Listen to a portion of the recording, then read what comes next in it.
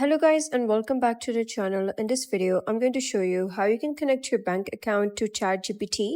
So let's get started. So first thing you need to know is that there is no direct method of linking your bank account to ChatGPT.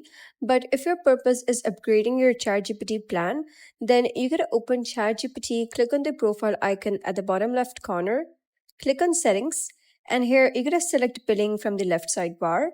Here, you'll be able to see that right now I'm on ChatGPT free. If you wish to upgrade your plan, you will need a credit card or debit card. So you're going to click on upgrade and you'll be taken over to an interface like this. You're going to select your plan, whether you want personal or business plan. You can simply select the plan that you want. Once you have selected your plan, you're going to click on this button that says upgrade to plus. You will be redirected to another interface to configure your plan. So they're going to ask you for your payment method. So you're going to type down your card number. You can either use MasterCard, Visa. We have some other options as well. You're going to type down the card number, the expiration date, the security code. And if you'd like to save your preferences, you can simply check this box. And once done, you're going to simply click on subscribe button and it's going to deduct this amount of money from your account.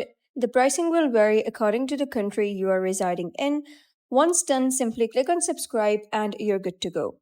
And if you have saved your details for future purchases, then that means that you have linked your card for future purchases as well, and your bank account is linked with ChatGPT. So that's it for today's video. If you found this video helpful, please consider subscribing and leaving a like. It really helps me out, and I'll see you next time.